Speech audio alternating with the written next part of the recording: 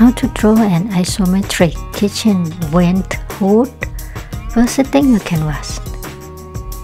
Create a new layer and set it to drawing assist. Start to draw the top part and it will look like a column.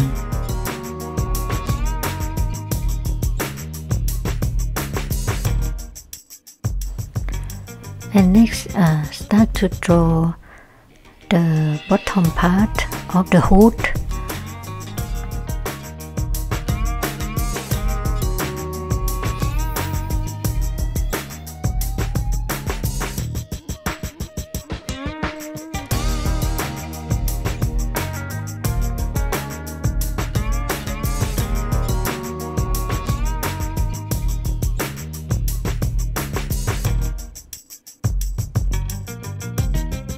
It's done.